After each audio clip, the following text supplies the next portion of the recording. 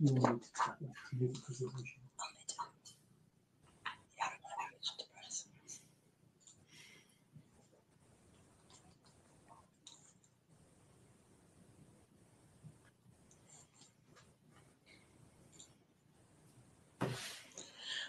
everyone, come on in. Welcome to this very special evening tonight with Ray Mears talking about Canada. We're just going to give it a couple of minutes for everybody to come in. I know we've got a lot of people joining us tonight. So come on in. And yes, it's lovely to see you all in the chat box already. Evening, everybody. Oh gosh, they're coming in thick and fast. We've got Cambridge, Rochester, Somerset, Manchester, Luxembourg, Norway. Hello, everybody. Sorry if I'm not reading your name. It's just that they're coming in so fast.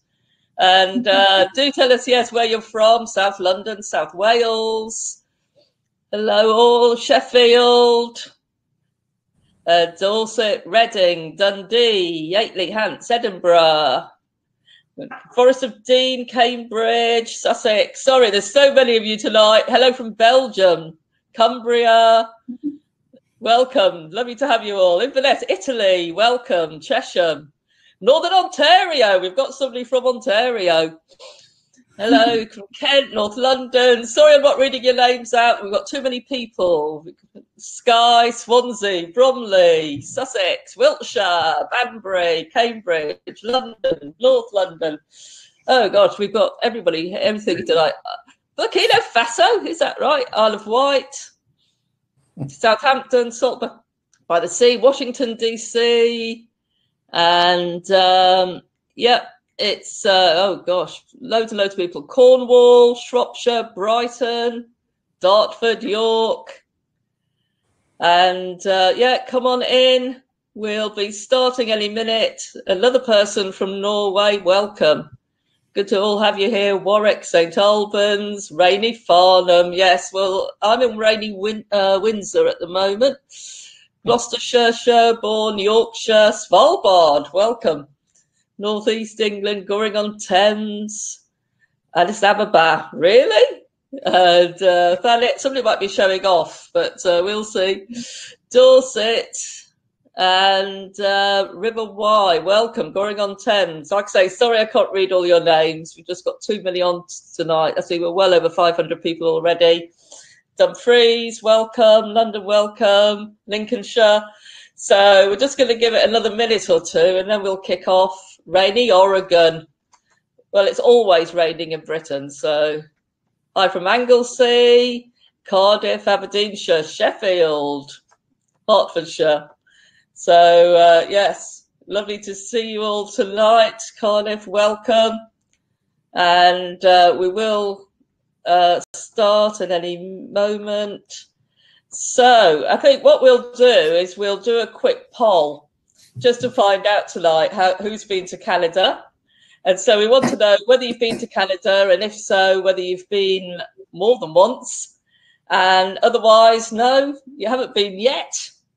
But, it just gives us a bit of an idea. So do just fill in the poll with, right, real mixture as ever. And obviously, we're just being nosy, really, but it is good to know. So it looks like at least 40% of people have been multiple times, which is great. But over 30% haven't been at all yet. So quite a mixture. So, okay, that's really good. So, welcome everyone. I'm Lyn Hughes and I'm the founder and editor of Wanderlust, and really looking forward to this evening, which is being brought to you by Audley Travel and by Destination Canada. So, in a few minutes, I'll introduce you to our very special guest, Ray Mears. And I will then be having a conversation with him about some of his travels in Canada. After that, we'll go to a Q&A with Ray, and for that we'll be joined with Anna Barford of Audley Travel. Anna's an expert on Canada, and so she'll be able to tell you how you can get off the beaten track in Canada, which of course is such a huge country. So while Ray's talking, do feel free to send us your questions in the chat box, whether they're aimed at Ray or at Anna as our Canada travel expert. And if any of you have connection issues tonight or it freezes, because we're very aware we're in peak time when we're doing this, either click on the reconnect button or do refresh the page. And also, so you're aware, we do send you out a link to a recording of the evening, and we'll be doing that in the next few days. You should have that by the weekend at the latest. And we'll also, when we send that out, so you'll have a recording of the event, but we'll also put in there any place names, for instance, that people are desperate to know about, because I know that both Ray and Anna will probably mention a few places, and if you're worried about the spelling, don't quite catch it, we'll try and include those in the follow-up email for you. Right, so I think to get ourselves in the Canada mood, the Canada vibe, let's see a short video from Audley Travel.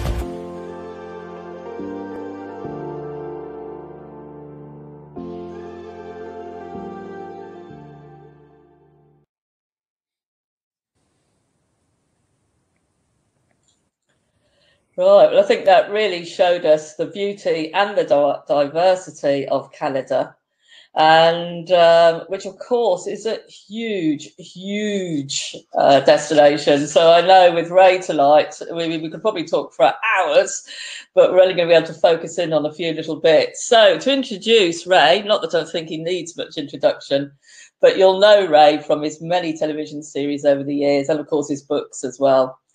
And they're enjoyed by many because of Ray's very down-to-earth approach and his obvious love for his subject and for the people, including the Indigenous people that he meets. Ray's travelled to Canada extensively, filming for the BBC. I mean, he told me he doesn't know how many times he's been, and which is saying something.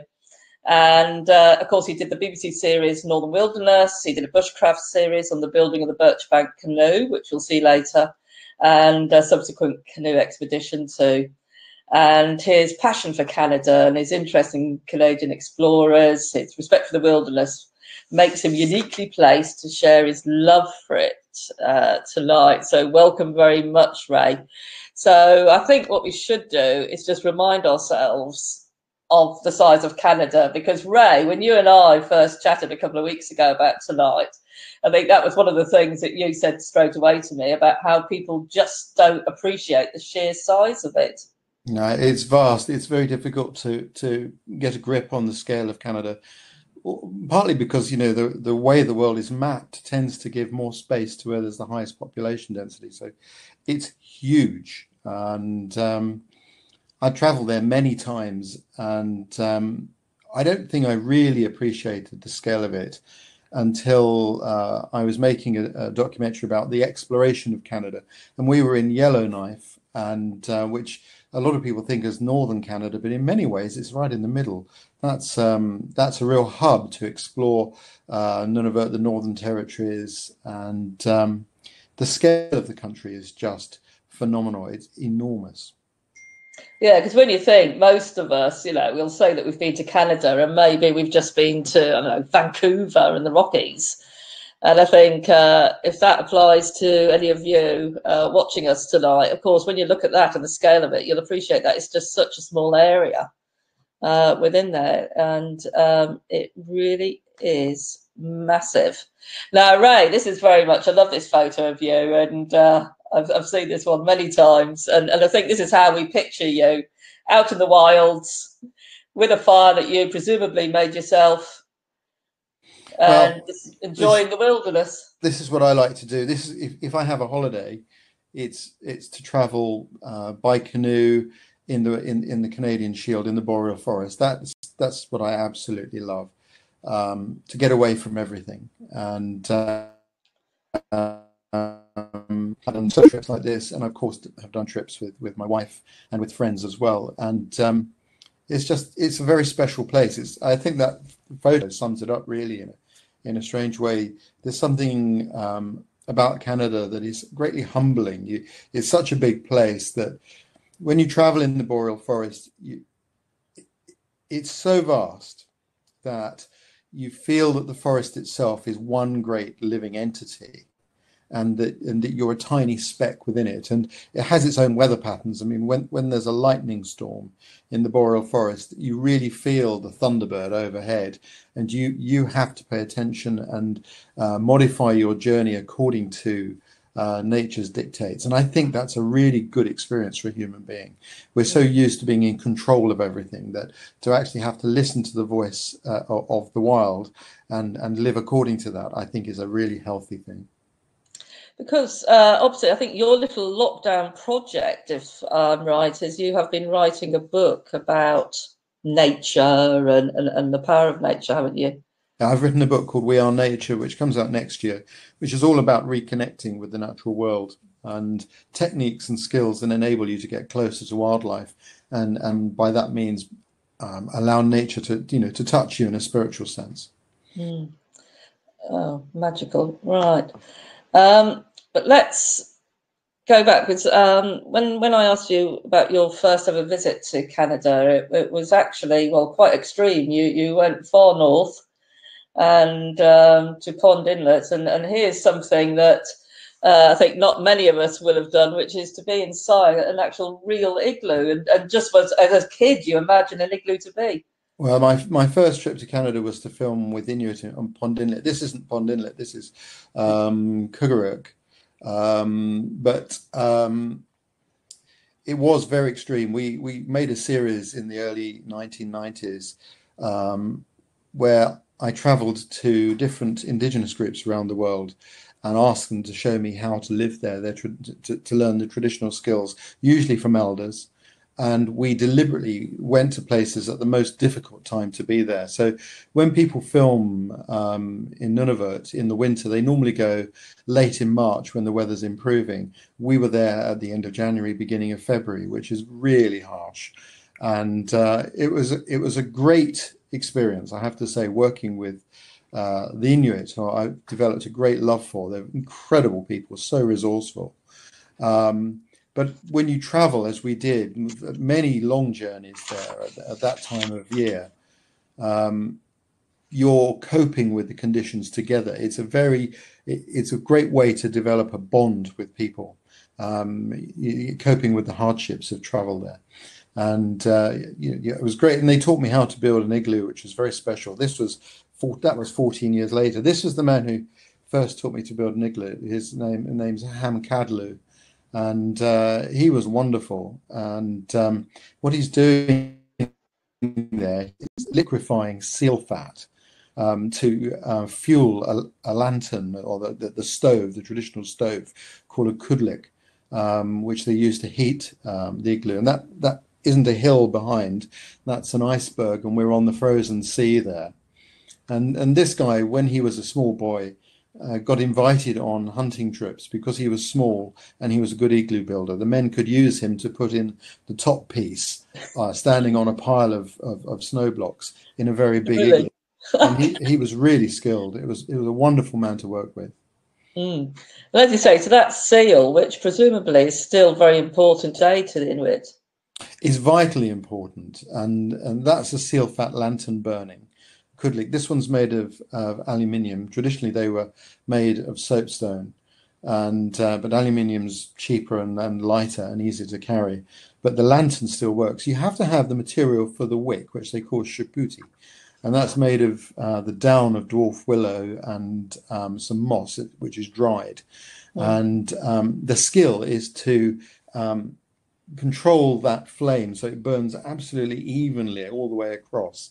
And it's one of the great skills, particularly of Inuit women, were really good at maintaining this perfect wick. So I don't think they would be very impressed with that wick there.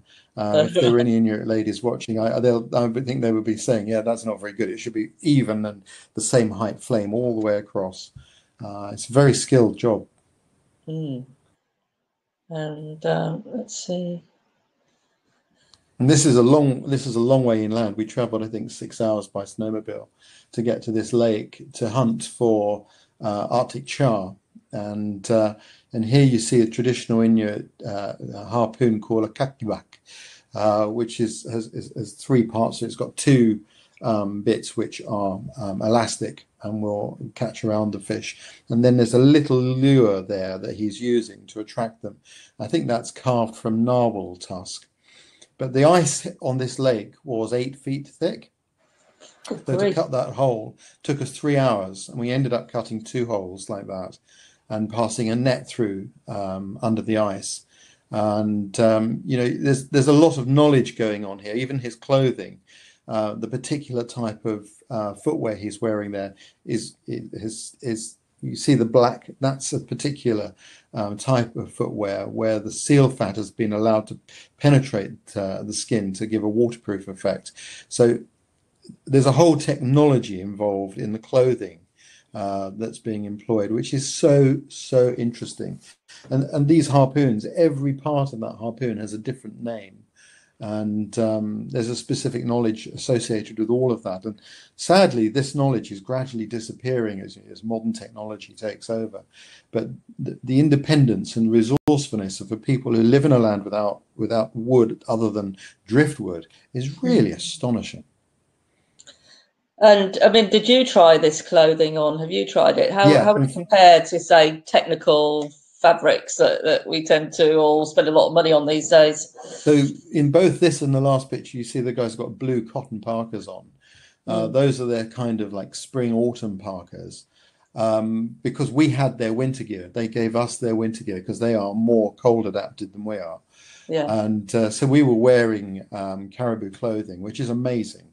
The trousers, when you're standing around with only the trousers on, ready to go outdoors, you look like, it looks like a convention for pantomime horse convention.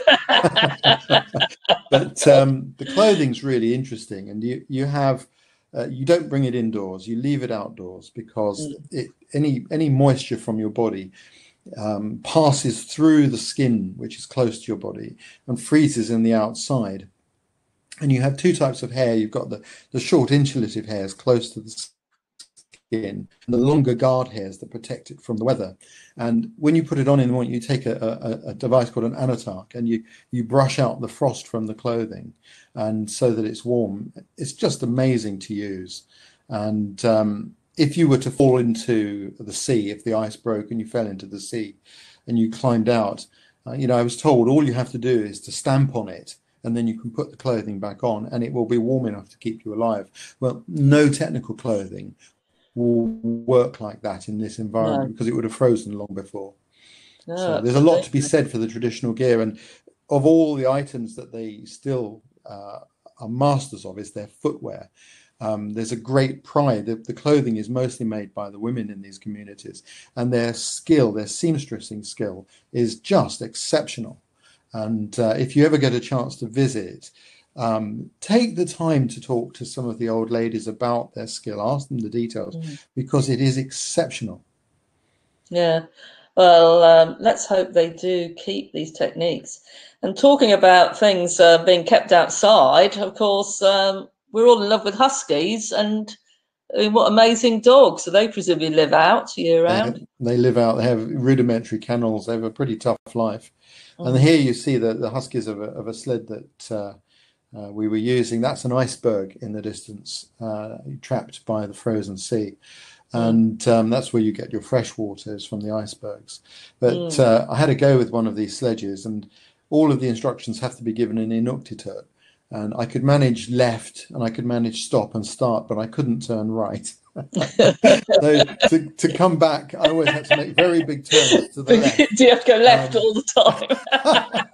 Which actually the Inuit thought was really funny. They go, "Where's he going now?" He's going the wrong way again. They've got a great sense of humour.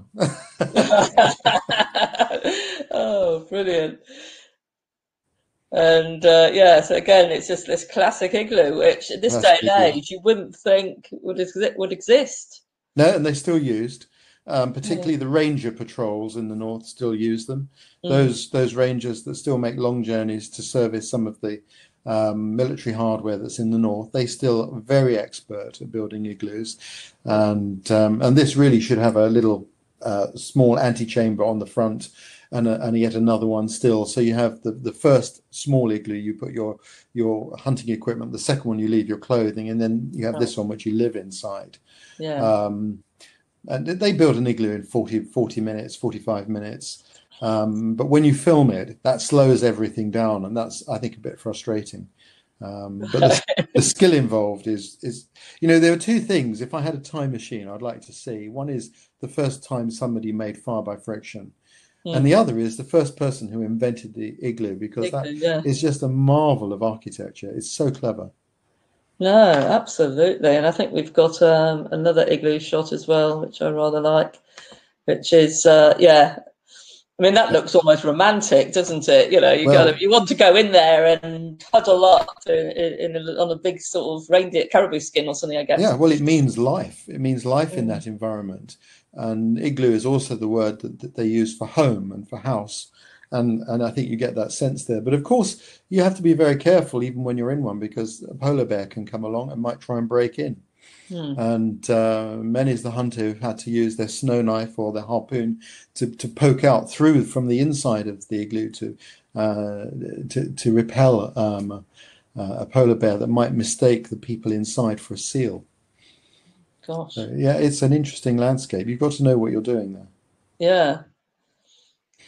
And this is presumably gathering water. This is a rare thing. This is the first time this has been recorded. And in the distance, that V shape in the distance, to give you some idea, that's Pond Inlet, about half an hour's drive away on a snowmobile. And it's the weirdest landscape. It's like living in a box of polystyrene, white polystyrene. It's strange. And if the men get into difficulty and they need water, they usually have a bit of seal fat with them, and they can find either driftwood or break up a bit of their sledge, and they make a fire on top of an iceberg. And above that, you wedge a piece of fresh water ice from an iceberg, and that melts. And as it melts, they create this series of cascades, little gullies, and in the gap that connects them, they put snow. So as the fire melts the ice, the water flows under the skin of the piece of seal fat and through the gullies, but it takes with it fats from the fire. And so the snow acts as a filter, and eventually you get clear water that you can drink at the bottom.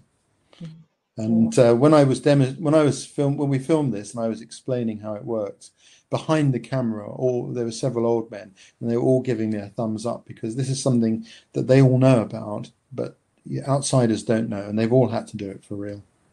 Yeah. Oh, incredible. I mean, really is. Oops. Okay, but moving on, of course, I'd say most of us would probably, in our imagining of Canada, it's more this sort of scene. And also, we obviously particularly, I think, associate you with water and canoes. We'll get into canoes in a minute. But is this Ontario? This is Northern Ontario, and isn't it lovely? I mean, this is it's just a vast landscape of isolated, remote forest and huge tracts of water. Yeah. And the summers in Canada can be quite sultry, so it's a lovely place to travel. And if you like really wild country, if you like wilderness, my goodness, there's nothing better than traveling by canoe. I think it was Pierre Trudeau, he said, if you travel 1,000 miles by train, you are a brute. You travel 500 miles on a bicycle and you remain basically bourgeois. But if you travel 100 miles in a canoe, you're already a child of nature. And I think never was a truer word spoken. Well, seeing it like that, so I mean that's just calling out, isn't it, to be explored in a canoe, as you say. Of course, first of all, to get there, and we've got a canoe there, but this is obviously a typical way of getting into the remote areas. Yeah, there are a number of different things you can do. You can obviously just set off from the lake shore. You can actually sometimes be dropped by train as well, or you can take a float plane in or out from the bush. You may have to wait for the weather. The planes require the right weather to fly, but the Beaver that you see here, I mean that's just an amazing way to fly. And most of these aircraft were made before 1964, and they're still plying their trade in the north. They're an incredible bus service in the north, if you like, that keep communities connected. They're tremendously important. The pilots are just incredible. The bush pilots, there's a real community amongst the pilots, and you know, they're very, very special people. And when they drop you off, it's a great feeling to, you know, to step out of a plane onto your canoe, to put your packs in, and then the pilot will say, "You take care out there," and then the engine splutters to life, and in minutes it's gone. It's wonderful, and almost certainly, you know, the next thing you hear is the call of a loon across the water, and you're there. You know, it's special. For those who don't know, those who haven't been to Canada, loons I think they're the national bird, aren't they? They're certainly a bird that you associate with wild places in Canada, and have the most haunting call. Very special. Oops. It's better. Right, here we have a canoe. That's a 16-foot canoe. That's the sort of thing I like to paddle when I'm in the north. I normally travel solo, and it's just what I just like, that experience of being just me and nature on the water and the wind and one-on-one. I feel it just feels really special. And I travel in a very old-fashioned way compared to many paddlers today. I don't use so many modern gadgets. I like the old skills and the old knowledge, but that's what I do, isn't it? I do that for my living. So in that canoe, I've got 2 weeks worth of food and my outfit, and I keep it quite small and simple. But I think people might be surprised at how compact you can get your gear. I think we've got a photo later on that shows that you would never think that you've got everything you need there. That's incredible. I've had the opportunity, though, Lynn, to refine my outfit over a long period of time. So, yeah, and that's, you know, these were some photos we took for Ontario Tourism a few years ago. Yeah, and and it's amazing. I think we were up in Wabakimi at this time. It was lovely area to travel in. I see. I'm not going to start asking you questions now. We're getting lots in, and we can do some of them at the end. But I just saw one pop up about mosquitoes. You know, somebody who's prone to being eaten by them, and this is the kind of what you'd perhaps expect in this environment. Do you have much trouble with that? Well, it depends. It really depends on the time that you go. My advice would be to go in sort of late August, September, and more or less the insects cut off at that point. The further north you go, the bigger the problem will be. If you're canoeing June, July, then you're going to encounter a lot of mosquitoes, and you have to have a bug shirt and a head net and insect repellent with you. If you don't, and even gloves as well. They can be a real problem. But, you know, the strange thing is that even on those trips where we were blighted by mosquitoes, I can't remember them now. That's the really strange thing. So although they're just part of it, and you know, part of traveling in the wild is you've got to be able to cope with everything nature throws at you. And I think one of the things that connects all of the First Nations that I've worked with in Canada is stoicism. They are able to ignore hardships. It's almost a badge of honor. It's a very special thing, and you develop it yourself after a while. And that's part of the learning that comes with traveling there. But if you go later in the year, just prior to the hunting season, that's good timing. Right.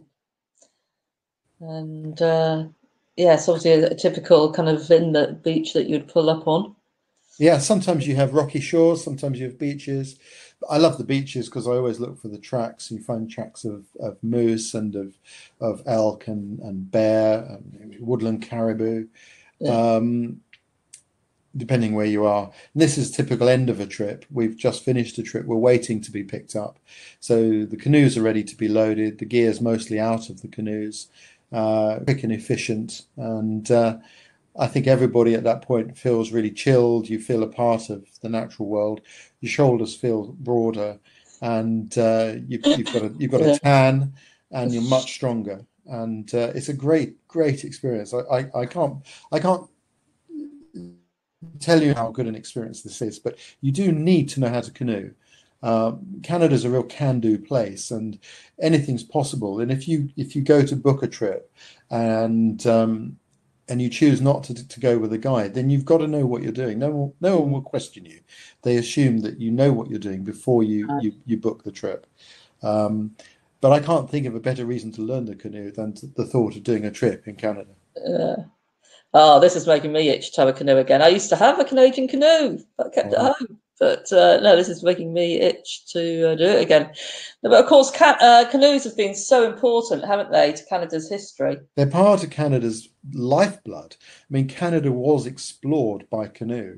It was pioneered by canoe, both by the First Nations and by the Western explorers who came later. And in fact, the cities in Canada are more connected by waterways than they are by roads. I mean, it's either waterways or you fly, really, and of course the train. But it's the waterways that are the arteries of Canada. And Temagami is a great place. Temagami is a great place to go canoeing as well. I think that's a good destination for a beginner. Very good outfitters in that area. And this is one of I think maybe the oldest canoe company in Canada, still making cedar canvas canoes. Oh, fantastic. And of course, I'm sure Anna will have plenty of ideas for how people could go canoeing. Sure. In a... it's very doable. Yeah. And the people are lovely. When you talk to the canoe maker in the canoe shop, you touch the roots of Canada. There's I really like Canadian people. They're down to earth. They're reliable, honest, friendly.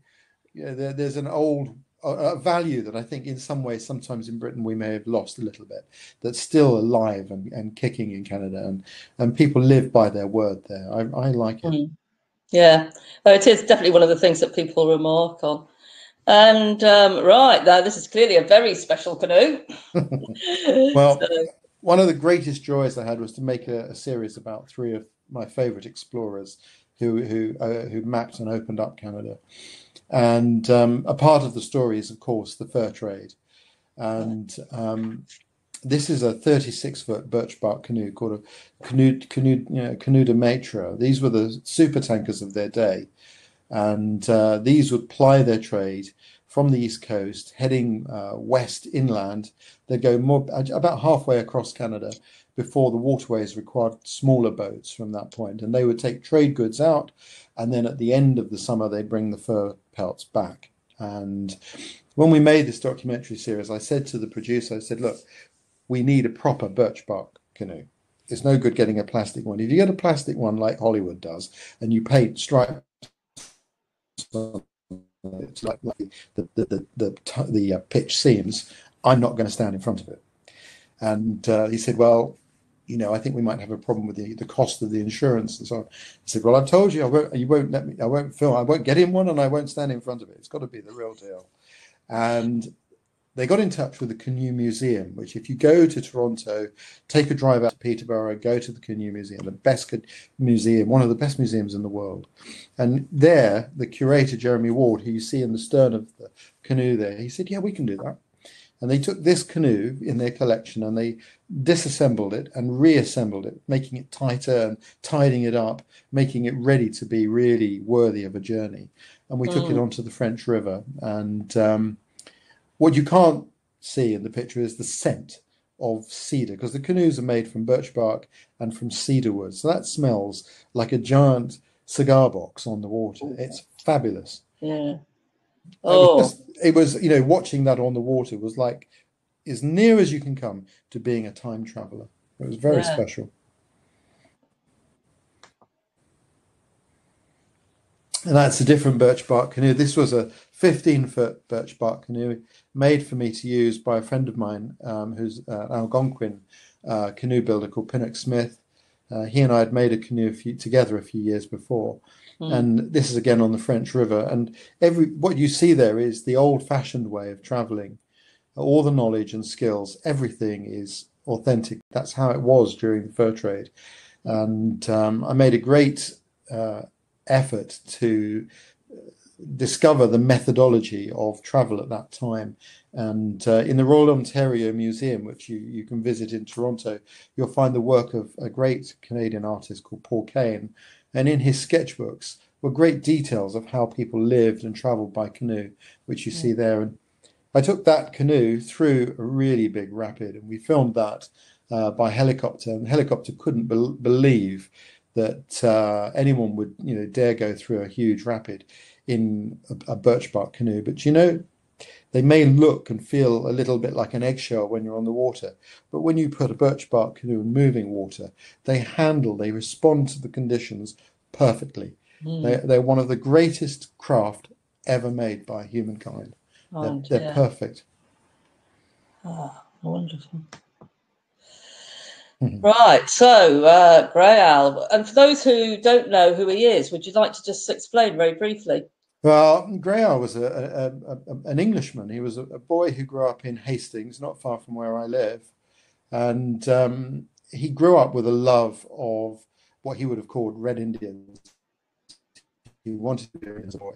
And at some point, when he was living in Hastings, Buffalo Bill's Wild West show came to town and put on a show at the White Rock Theatre.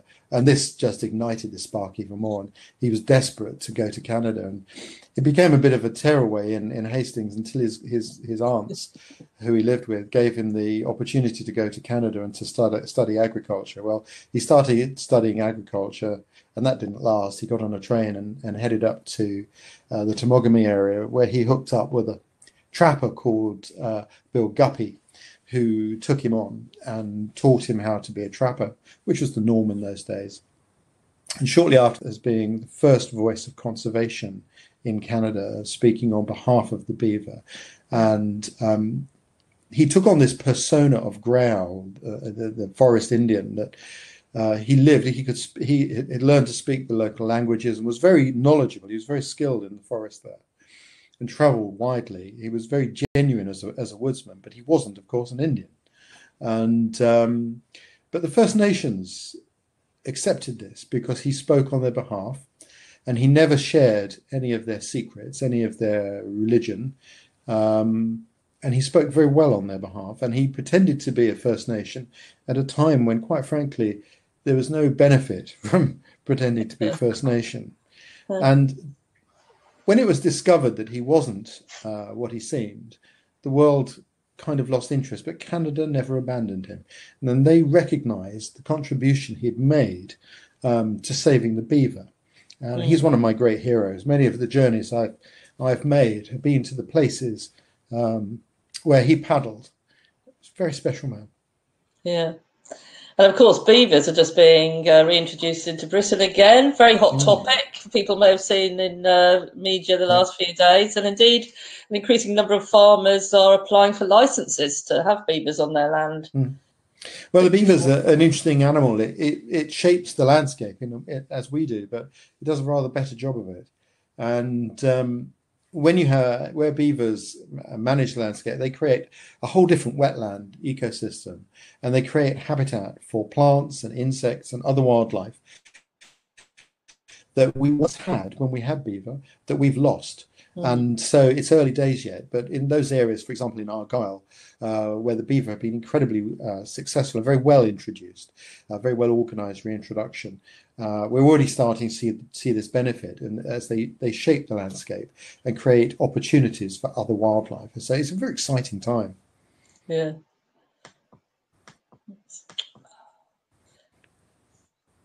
And who is this gentleman? Well, he's a very special man.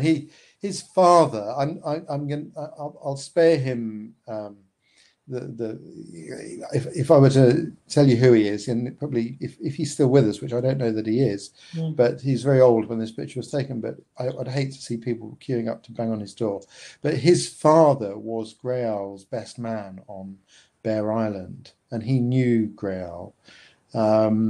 His Anishinaabe, his father was English, and had become a trapper and was married into the tribe there. And this gentleman had been a prospector all his life, in the forest all his life. And here now he's living in an elder's lodge, an old people's home. And I had the great chance to meet him and interview him. It was wonderful. He told me of a day when he and his father were paddling and they were approaching a rapid, and all of a sudden they came across packs and barrels that had washed out at the bottom of the rapid, and they paddled up quickly to see if somebody had capsized and needed any help, only to find Grey Owl and another character. And they'd found that one of the barrels had brandy in it, and they'd sprung one of the seams of the barrel and were helping themselves to it and were roaring drunk. But I asked him, when you go into the forest, what do you take with you? And he reeled off the list of what he would take with him. And picked up his axe, which he kept next to the door. And it was really interesting because with me was somebody from Ontario Tourism who had organised the logistics for our trip. And I'd sent a list ahead of what I needed in terms of food. And it was absolutely identical. The list was identical. What I used, what he used. And my friend there turned to me and said, "Did you set this up?" So, there are only so many ways to do things, and but it was lovely. Nothing else, Ray. I mean, it's what you're known for. He was a really special man, and he's too old now to go into the forest as he did. But given half a chance, he'd be there. His spirit lives in the forest. Yeah, I love that they call the old people's home the Elders Lodge. Yeah, very respectful. And, that's. When you have the opportunity to meet First Nations, you're talking to people who have been the custodians of the landscape for many, many generations. They have incredible knowledge, and it's worth talking to them and asking them respectfully about the land as they see it. And when you travel in these areas, you travel unwittingly past areas of spiritual significance to these communities. And I think that's something that's always in the back of our mind. So when you travel respectfully and carefully, so as not to cause any offence. And you can learn so much from the local knowledge. There's no end to it. No, absolutely. It's one of the joys. Obviously, I've done nothing like you, Ray, but I stayed at Spirit Bear Lodge a couple of years ago in the Great Bear Rainforest.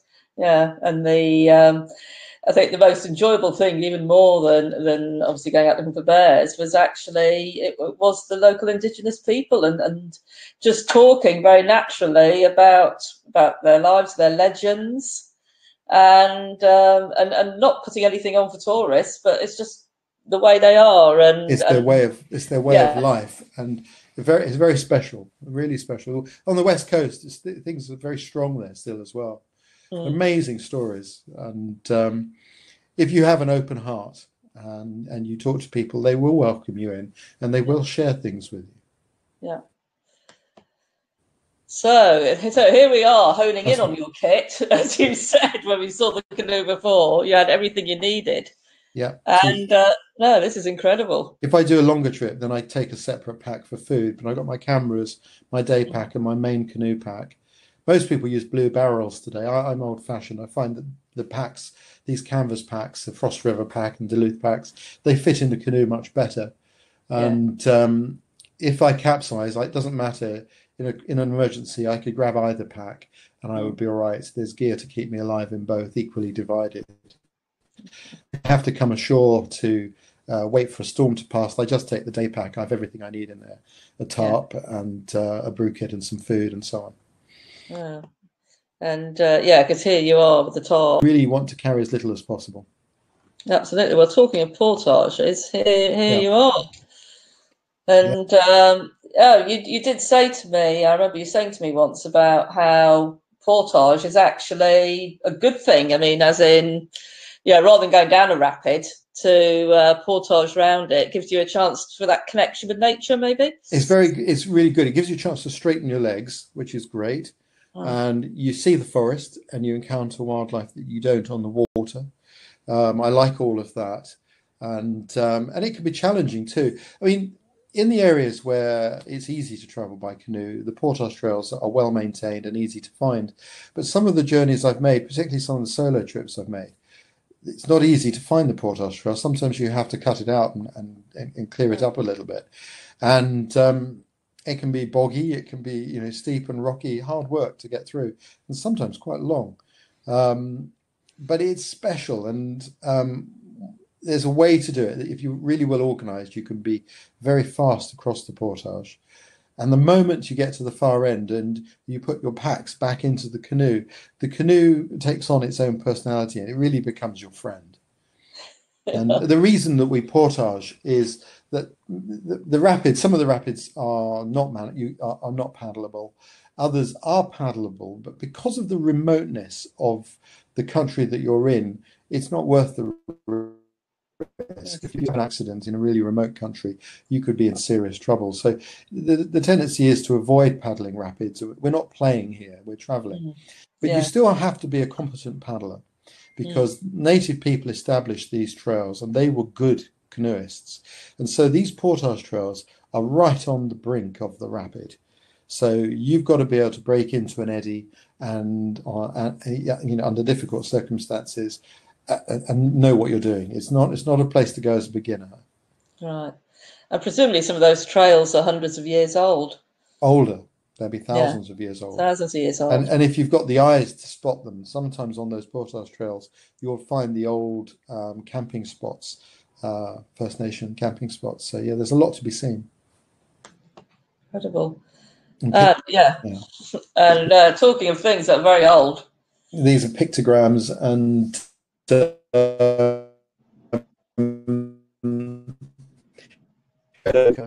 can see that there's a character in the picture there, but you could also see that people who painted these pictograms were sitting in a canoe when they did it. So when you travel by canoe in this country, you are traveling in the right way. You're really connecting with the origins of the local culture, and it's very special. Mostly the meanings have been lost, or where they survived, they're not shared anymore, and rightly so. And they are still finding examples of pictograms, aren't they? And I know certainly on the West Coast there's still new stuff. Yeah, no, there's still stuff to be seen, and that's one of the great joys. I really feel at home in this country, so I don't mind if I take the odd detour here and there and poke around and have a nose around. You come across stuff that people haven't seen for a very long while. Cool. It's a lovely environment. Yeah, and obviously this is how we do very much associate your Ray. You've seen you so many times on television, making fires and cooking. And in fact, I should say you've got a brilliant cookbook out at the moment, which I've already bought a couple of copies for people as Christmas presents. And I guess I hope this doesn't sound awful, but I didn't realise you were such an accomplished chef, because this book, obviously, you go right from really simple recipes, doing a sausage on a stick over a fire, but through to some very sophisticated recipes that you can do out of doors. Well, food's really important, Yeah. When you're outdoors, you need food is everything. If you have a bad day and at the end of it you have a good meal, it's a great reset button that you push for morale. Yeah. So food is really important. On a canoe trip, it's fairly basic, because you want to travel as lightly as you can, and food is everything, because canoeing is like being in the gym all day long. And so the fuel that you put into the machine is the food that you eat. So it's very, very important. I tend to eat very simply on canoe trips. In fact, after a few days, I'm living mostly on bannock, fish, and tea, and I like that simple way of doing things. You can't always have fires.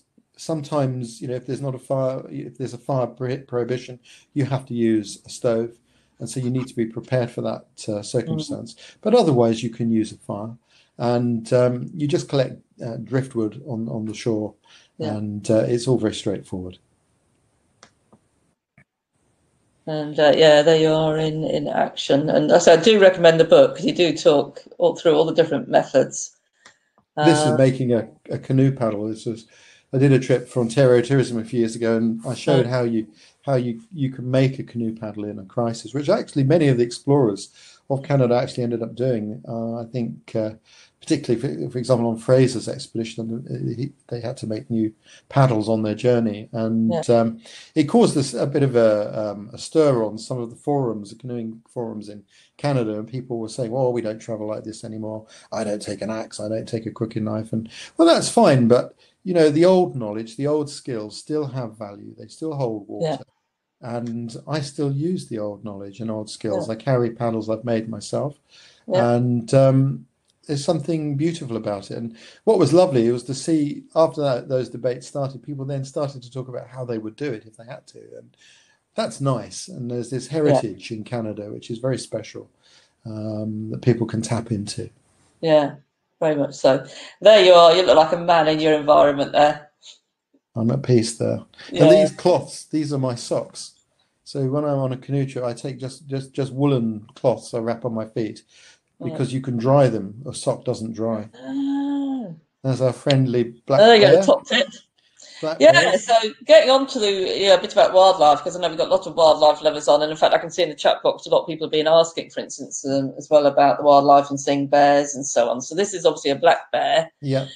So I mean, where I tend to travel by canoe is really remote. I don't stay away, and they haven't been habituated. They've not come to campsites for an easy meal. If you're in a place where people camp a lot, it can be that the bears have become habituated, which is not a good thing. You never feed a bear. At the end of the year, a black bear that's underweight could be a problem, and you need to have an understanding of that. There's a lot written. And carry bear spray with you. And you don't camp you don't sleep with your food, for obvious reasons. And I've been traveling in many remote parts of Canada with grizzly bears, black bears, and polar bears. Polar bear, of course, would consider you an hors d'oeuvre, and I've never had a problem. But I am respectful.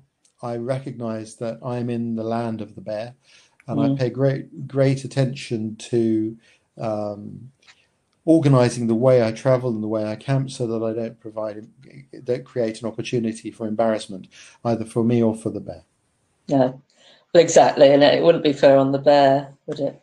Exactly right. Oh, is this what I think it is? That's a wolf track. Yeah. Yeah. That'll be the size of your hand. They're huge. And wolves, a lot of wolves in Ontario. It's wonderful to hear. Canadians seem to live with wolves without a problem.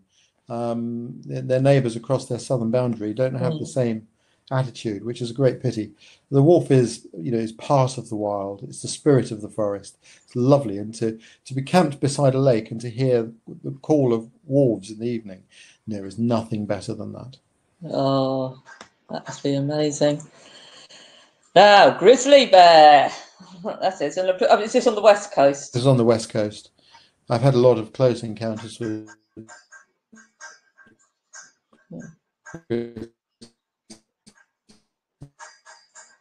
It's quite shy. It's more shy than black bear, and mostly there's not a problem with grizzly bears. You keep out of their way, and they largely want to keep out of your way too. Yeah. I've met people who've had problems. I've interviewed people who've had negative encounters with grizzly bears, and if they've been harmed, it's simply because the bear was scared or felt threatened and was trying to defend itself. And you just have to use sensible precautions. Actually, going to see grizzly bears is a real highlight of traveling in Canada. They're magnificent animals. They're so strong. It's unbelievable. I remember watching a female grizzly bear. She was looking for mollusks on the coast, on the west coast, and she was easily turning over boulders. And I once weighed a rock that was smaller than the boulders this bear was turning over, and the rock I weighed was 6 stone. in weight. And there's this grizzly bear just, pouring these things over like you or I might flick a brick over. Yeah, So yeah. they're amazing animals. I really love them. And I've had the opportunity when filming wildlife to film both black and grizzly bears close to while they were fishing. And it's magic. Oh, wonderful. And just finishing off with a few, I think that to me, these are just like, don't you want to be there? Here are September in the Boreal forest, the glow of your campfire, and the northern lights over a mirror lake. Isn't it amazing? That's what it's incredible. all about. Yeah. So it sounds like September is definitely a good month to go. Very good time to go. That's my wife. She loves the north. She's a very good canoeist, and the time you spend with your loved ones in a place like this, you'll never ever forget. Yeah, how wonderful. And with friends, and that on the left, that's Becky Mason. Bill Mason was the great doyen of the Canadian canoe, and that he was her father. And Becky is one of the best canoe paddlers in the world. There she is with her husband Reed. I'm with my wife, and there's one of my colleagues there. And when you're traveling as a company, as a little canoe brigade like this in the wild, it's a special thing. You're friends of the wilderness, and it's very special. Well, I think we can all picture ourselves there. As your friends, of course, Ray. Anyway, that's wonderful. Thank you very much, Ray. Yeah, it's absolutely fascinating and brilliant. Great. We've got Anna back. Welcome.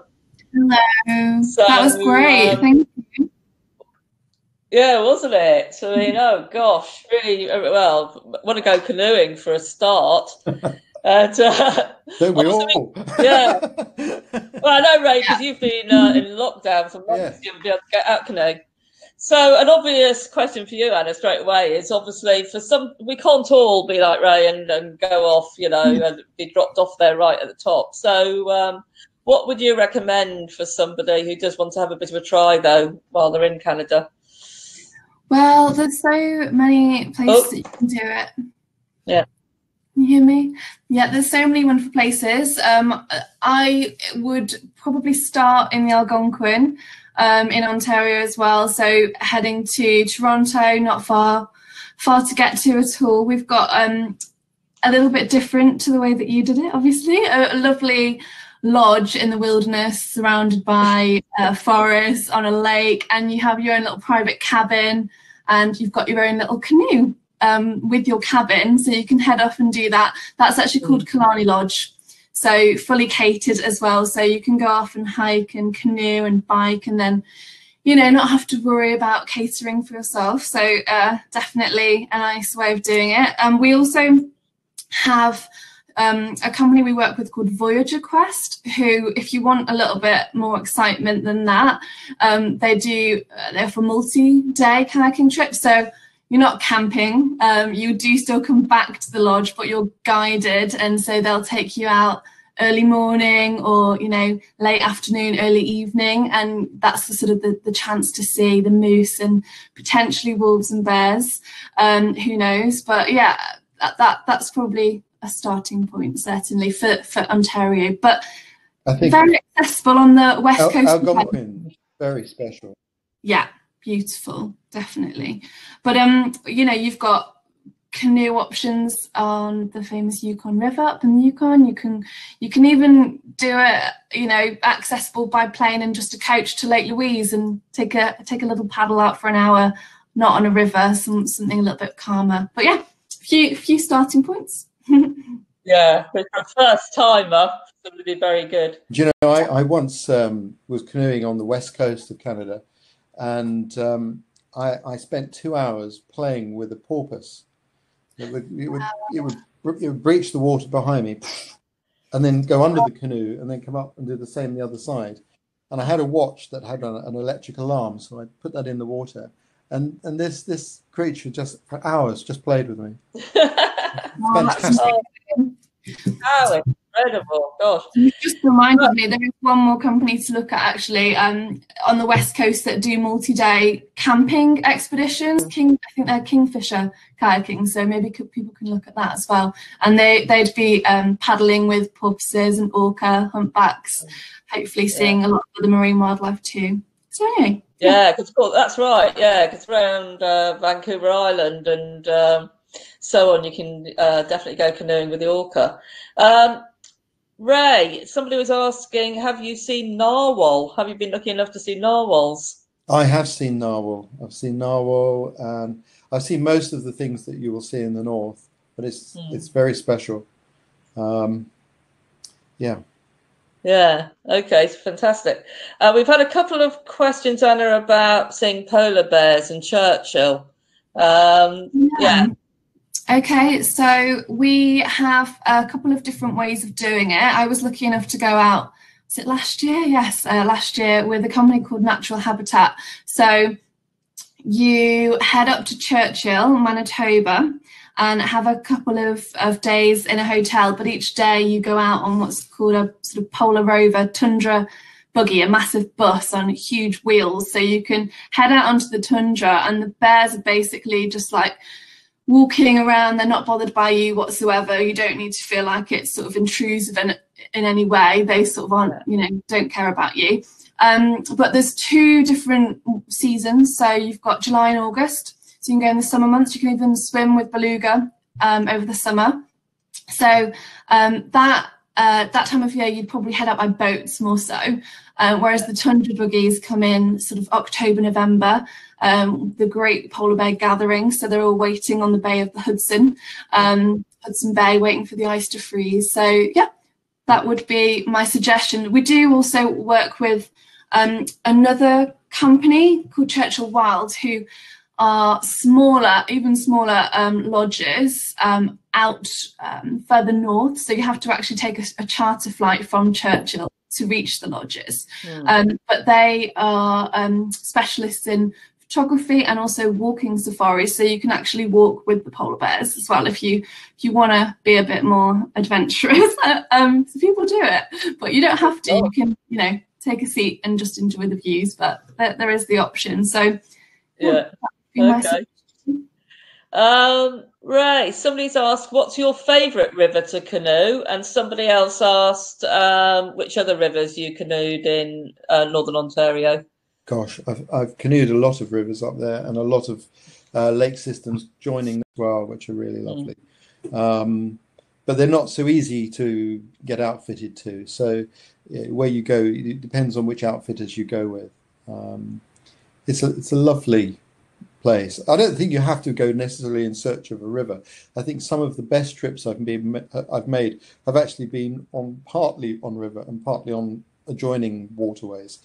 I've come across some areas that I've had to paddle through because I've been on a schedule where I've actually sat there and thought, I want to spend just a week just exploring this network of islands because it's so special. Yeah. I think when we come from Britain, we think very much about doing a river. That's our attitude. But the scale of Canada is much greater than that. And I think actually once you get out into the wilderness, just living there, fishing on a daily basis and looking around for archaeological sites and things, it's very special. Yeah. Okay. A couple of people have asked about places like Nova Scotia, the Atlantic seaboard, and so on, which of course isn't that far away from the UK either. I think people don't realise how close it is sometimes. Yeah. So Ray, have you explored around there at all? No, and Nova Scotia. I've not done Nova Scotia yet. That's still to be done. Still to be done. Ella, what would you recommend there? So it's so quick to fly there, really short flight. I would definitely suggest doing it by car. As with most of Canada, it's often the best way to get about. There's not really as many options as people imagine to travel without driving. Although we do have some small group trips if people really don't want to. But yeah, driving around, there's some wonderful little B&Bs and lodges that you can stay at. Yeah, Nova Scotia, we've got New Brunswick and Prince Edward Island. We've got a lovely itinerary on a website called the Maritime Treasures. I definitely suggest people have a look at that. I believe that someone's put the link in for that already. But also Newfoundland as well, wonderful options. Yeah, I've been to Newfoundland and that really was, that was wonderful, really rugged and beautiful and lovely people. Right, just seeing any other questions. A few about, we've done favourite river to canoe, but how much canoeing experience somebody needs. Well, I think we've kind of covered that a little bit. I think we would suggest probably starting off in Algonquin. It depends, Lynn, where you're going to go and what you're going to do. But you know, there are some very good guides in Canada that people can travel with, who look after that, and you know, it's a great place to learn to canoe. Yeah. I think, although I thought I saw one about museums, but I know, Ray, you're very into museums. And Anna, of course, you used to, sorry, I didn't give you your introduction, but you even worked in a museum in Canada. So what are your museum recommendations, please? Well, you've got the Museum of Anthropology in Vancouver, which is a fantastic starting point. And then you've got the Museum of British Columbia and Victoria, both of which are excellent. And then you've got the, you know, the smaller cultural centres that you can find. Manitoulin Island in Ontario, not far from the Algonquin. You know, there's really small little ones that you can find to learn much more about the First Nations and meet people and learn about their cultures, and they're doing a fantastic job. But they're probably my two favourites on the West Coast. I love the I love the West Coast. I'm a bit biased. Yeah. And Ray, your top museum. I think the Royal Ontario Museum in Toronto is wonderful. It's an easy walk from your hotel in Toronto. In fact, I like Toronto. I think it's a great place to kick off in Canada. If you're going out into Algonquin, you've got outdoor shops you can get to. Everything's in walking distance. The Canoe Museum, which I mentioned, which is in Peterborough, it's a few hours away by car, but an easy journey. And if on the West Coast, my favourite museum on the West Coast is actually in Prince Rupert. In Prince Rupert, there's a museum there about local culture, which is wonderful, an incredible collection of West Coast artifacts and all about the lifestyle there of the Shimshan, local Shimshan people. It's very special. Oh, that's wonderful. Ray, somebody's asking, they say they love history, and so they would love to undertake a historical route. So is there a particular historical route or personality they can follow in the footsteps of? Oh, you have to have some time, because of this, all of the, if you think in terms of the exploration of Canada, they're long journeys. I think you'll have to pick a part of it in reality. But the fur trade itself is very, very interesting. And there are many parts of the journey all the way across Canada that you can connect to. And there are lots of also wonderful reconstructions of fur trading forts. Thunder Bay, there's one on the Saskatchewan River as well, where you get historians who bring it to life and show you how life was. And you can kick off from one of these places on a journey and be certain that you're following an ancient route. Even on a car journey, you know, you can drive to Rocky Mountain House, and if you're in the Banff area, drive up to Rocky Mountain House and study the history. It's fascinating, and I won't tell you the history. I'll let you look that up for yourself, because it's exciting to explore. But yeah, there are lots of things. I mean, gosh, it's endless. Canada's full of history. Yeah. Oh, absolutely. Right, Anna, we've got one for you about. Oh, I've lost it. Lake. Oh, right. Which would you suggest? A week skiing in Panorama or Lake Louise, followed by catching the aurora? What to do? Okay.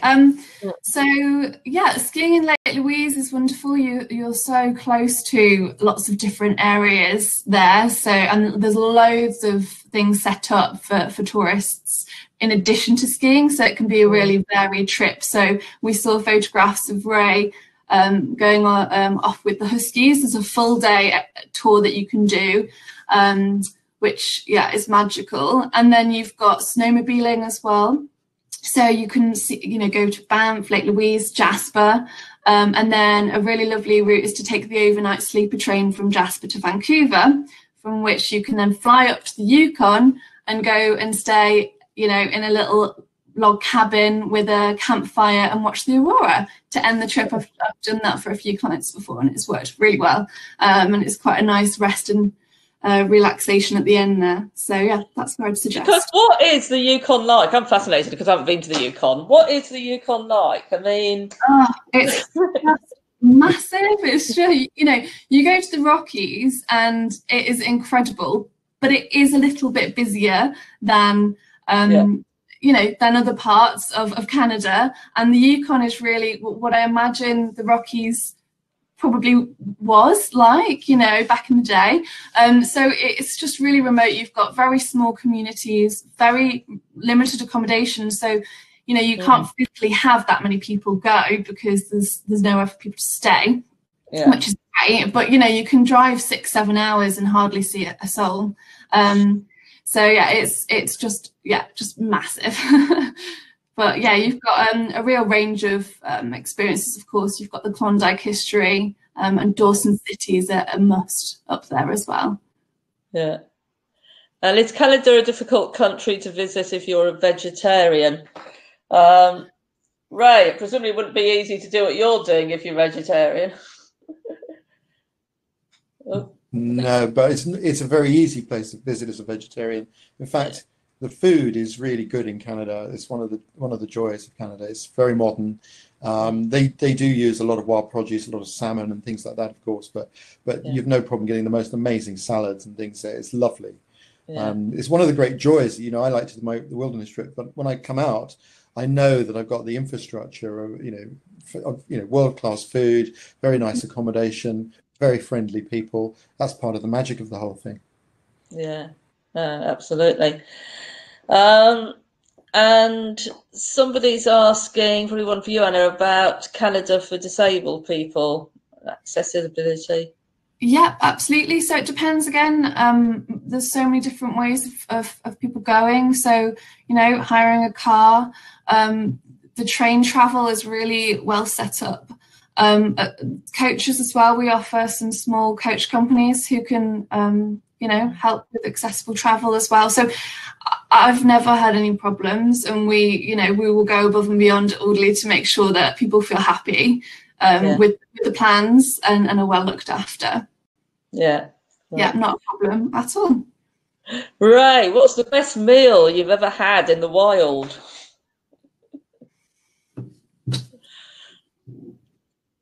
Oh, well, that has to be salmon on the West Coast.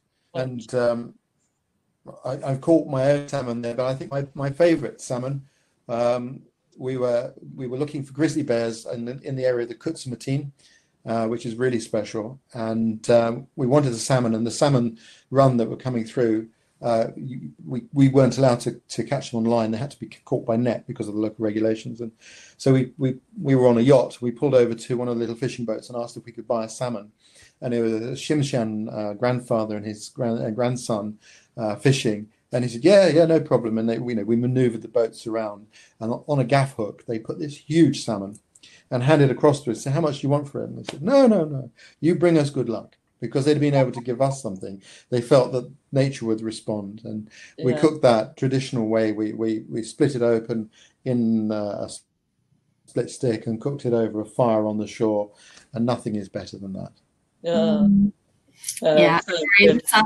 and seafood is incredible. Yeah. Yeah, can imagine.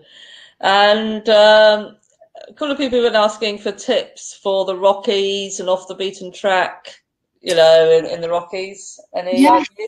Absolutely. It's something that we try and encourage as much as possible at Audley. The classic route is wonderful, and it's wonderful for a reason. It's majestic peaks and beautiful blue hues, but you don't have to just go to those places. So it's great people are interested in escaping from there. So I would suggest the Kootenai National Park, not far from Banff. We have some wonderful cabins there called Cross River Wilderness Cabins, family run. Again, all meals, but they'll take you out on guided hikes, so you don't have to worry about bears and going off on yourself and by yourself and worrying about any wildlife. And also, it's just really nice to have that, holding. Sorry. We also suggest Waterton Lakes National Park. You've got some smaller little towns of Fernie, Cranbrook, and then further north to that from Banff, in between Banff and Jasper, you've got the Yoho National Park, Revelstoke and Golden. So, there's just so many options. I think people just, need to give us a call and have a chat with us if they want to learn more, and we can give them some tips. There are also, sometimes when you're in that area, you'll find that there's a fast road. Yes. Or there's the side road. Always take the side road. You're going to bump into all sorts of wildlife if you do that. Yeah. Definitely. And if you go up to Saskatchewan Crossing, I like Saskatchewan Crossing. Yeah, it's fantastic. And if you turn east there and head towards Rocky Mountain House, on that road, on the north side, you'll see Sundance Lodges left over by First Nation people. You shouldn't go near them because it's a bit disrespectful to do, but you'd see them. And I've even got a shelter I built 20 years ago just on the boundary of one of the parks there that's still standing, and anyone who finds it is welcome to use it. Maybe not as one of these cabins. So. Oh, wow. Oh, we'd expect nothing less, Ray. Oh, amazing. And I think we are going to have to wrap up in a moment. So I'm going to ask you in a moment what your next trip to Canada will be, do you think? Each of you, have a think about that. And meanwhile, somebody's asking, don't know if either of you can answer this, a recommendation for craft beer. Craft beer. Very people get range craft beer. Everywhere. It's everywhere. Yeah. The Canadians love their beer, as do we. Don't they? So I don't think they'll struggle at all wherever they go. No, that's going to be such a matter of taste, isn't it? Okay, then. Well, I think we will have to wrap up. So, and don't forget, everybody watching, we will be sending out a follow-up email. We'll put some of the place names, some of the questions and answers in there, and we'll also have a link to the recording, because I know looks like a few people had a few connection issues again tonight. So, yes, what's your next trip to Canada likely to be, or what would you love it to be? Who's going to go first? Anna? I'll go first. So I already know what it is because it's a postponement from this year. So I'm heading off in an RV through the Rockies with my partner. His sister lives out there with her partner doing a ski season. So he's never been out of Europe. So I'm gonna show him, give him a personalised Canadian specialist tour.